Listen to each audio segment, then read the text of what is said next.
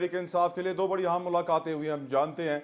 एक तरफ हमने देखा सदर मुमलिकत डॉक्टर आरिफ अलवी से मुलाकात हुई, इंफॉर्मेशन सेक्रेटरी पीटीआई की रऊफ हसन साहब की, और फिर हमने देखा कि हमारे निगरां वजीर इत्तलात मुर्तज़ा सुलगी साहब की मुलाकात हुई है शफकत महमूद साहब से। और इन मुलाकातों के बाद जो बात सामने आई वो ये थी कि पीटीआई एक ग्रैंड नेशनल रिकन्सिलिएशन डायलॉग चाहती है, मुबाहिसा चाहती है।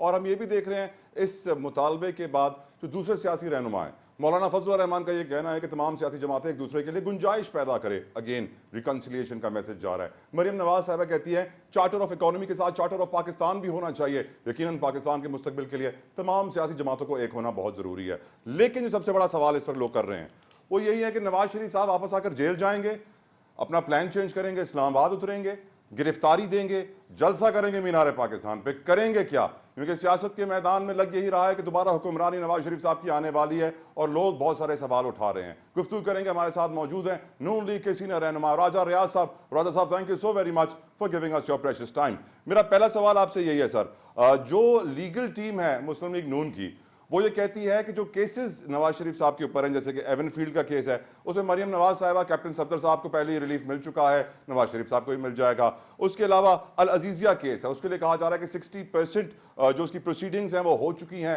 ज्यादा लिटिगेशन उसके अंदर भी नहीं होगी। तो छोटी मोटी लिटिगेशन होगी, लेकिन इलेक्शन से पहले ये कानूनी कार्रवाई मुकम्मल हो जाएगी। क्या आपको लगता है कि नवाज शरीफ साहब जनवरी 2024 जनरल इलेक्शंस के महीने से पहले अपनी तमाम तो लिटिगेशन खत्म कर पाएंगे? राजा रियाज साहब। ये जो मियां नवाज शरीफ साहब पर केस हैं वो सारे झूठे हैं और सियासी इंतकाम का निशाना बनाया गया है। उनमें से बहुत से केसों में उनके साथ जो बाकी लोग थे वो बरी हो चुके हैं, इसलिए ये झूठे केस हैं। इंशाअल्लाह ताला मियां नवाज शरीफ अदालतों में पेश होंगे और जल्द ये केस खारिज होंगे।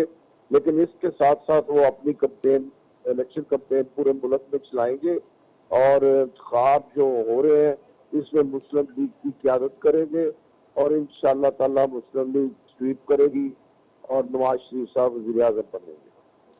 सर, जो पीटीआई ने दावत दी है कि तमाम तर जमातें एक हो जाएं और एक ग्रैंड नेशनल रिकन्सिलिएशन डायलॉग हो, मुबाहिसा हो, आप इस दावत को कैसे देखते हैं?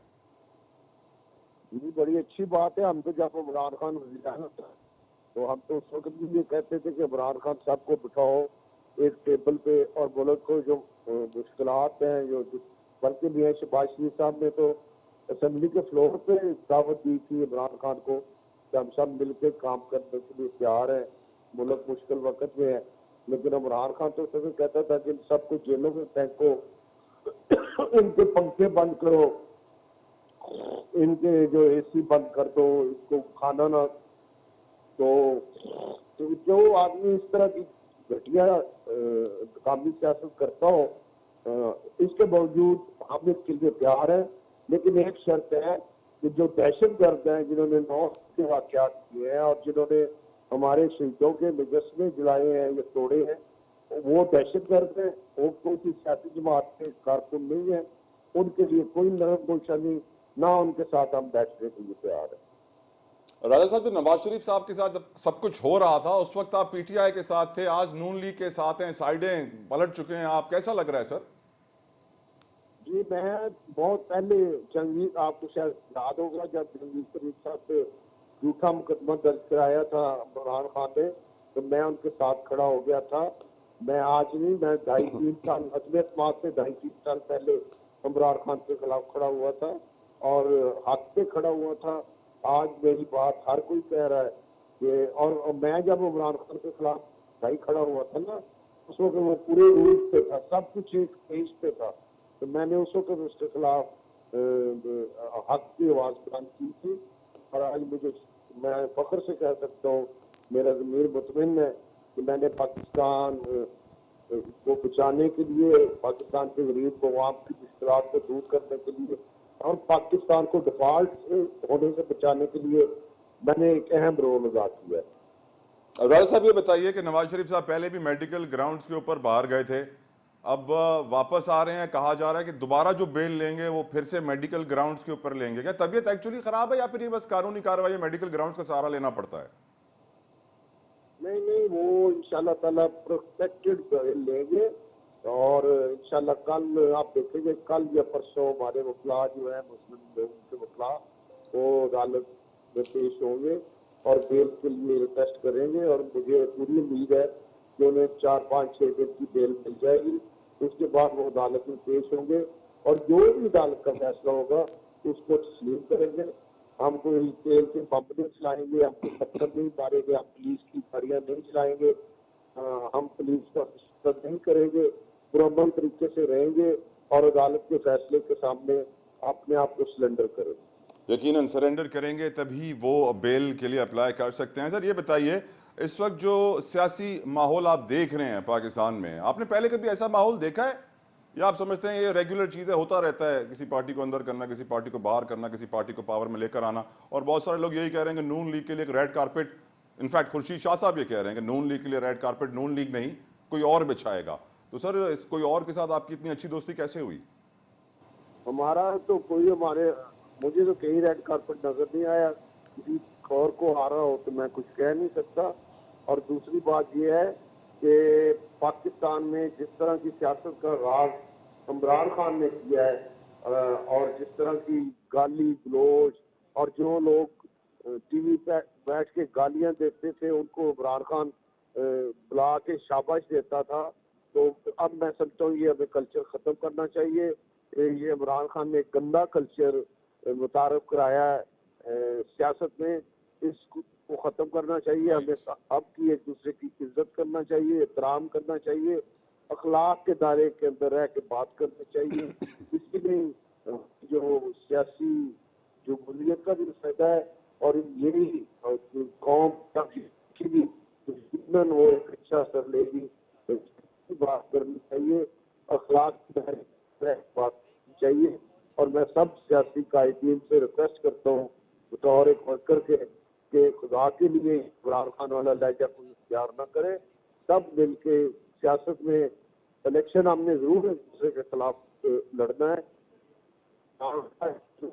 रिश्ता जो है उसको कायम रखना चाहिए। और हर सूरत में मैं अपने तमाम सियासी से रिक्वेस्ट करूंगा कि इसको हर सूरत कायम रखें। राजा साहब, आज एक और आपके पार्टी के एक लीडर हैं, उनसे जुड़ी एक बड़ी इंपॉर्टेंट खबर सामने आई हनीफ अब्बासी के बारे में कि उनको एफिडेविट केस में बाइज्जत बरी कर दिया गया। 2012 में ये केस शुरू हुआ था सर, जिस केस के अंदर 2018 में हनीफ अब्बासी को सजाए उम्र कैद हुई थी, 1 मिलियन 10 लाख रुपए जुर्माना हुआ था। आज वो बाइज्जत बरी हो गए।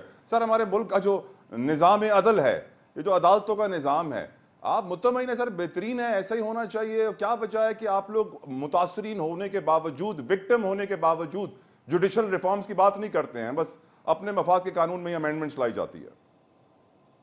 देखिए, मैं तो पहले आपको कह रहा हूँ कि झूठे मुकदमे बनवाए गए थे, और जिस तरह राना सनाउल्लाह पे भी झूठा मुकदमा बनवाया गया था, वो भी तो काफी देर रहे, फिर उनकी बेल हो गई। तो ये मुकदमे अब क्योंकि ये झूठे हैं, बेबुनियाद हैं, इसलिए ये अब खत्म हो रहे हैं।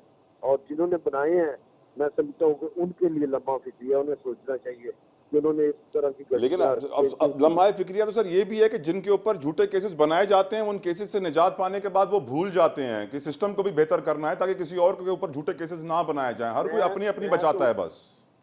देखिए, पीछे 16 महीने का हुकूमत का दौर रहा है ये शहबाज शरीफ साहब का, एक बंदे पे झूठा मुकदमा दर्ज नहीं हुआ।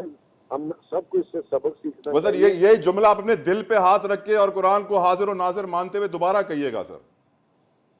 पिछले ये जो 16 महीने शहबाज शरीफ साहब की हुकूमत गुजरी है, मेरे इल्म के मुताबिक कोई झूठा मुकदमा किसी शख्स पे नहीं बनाया। ये बताइए, नवाज शरीफ साहब राजी हो गए शहबाज शरीफ साहब के नाम के ऊपर? लोग ये कहते हैं कि शहबाज शरीफ साहब से सिस्टम ज्यादा राजी है, वो चाहते हैं शहबाज शरीफ साहब पावर में आए। शहबाज शरीफ साहब खुद कह रहे हैं कि मेरे कायद मियां नवाज शरीफ हैं और हमारे मुस्लिम लीग की तरफ से वज़ीर आज़म के उम्मीदवार मियां नवाज शरीफ साहब हैं। तो मेरा ख्याल है इस पर कोई मेरे कमेंट्स करना बनता नहीं। बहुत बहुत शुक्रिया। रहनुमा नून लीग राजा रियाज हमारे साथ मौजूद थे, उन्होंने वाज़ेह कर दिया है कि सिस्टम ऐसा है और सिस्टम को बदलेंगे। नवाज शरीफ साहब के हवाले से बहुत कॉन्फिडेंट नजर आ रहे हैं कि वो आएंगे, बेल भी लेंगे, जेल भी नहीं जाएंगे, जलसा भी करेंगे, प्राइम मिनिस्टर भी बनेंगे। एक ब्रेक लेते हैं क्योंकि यकीनन वक्त ही बताएगा क्या होता है। यहाँ एक ब्रेक लेने दीजिए।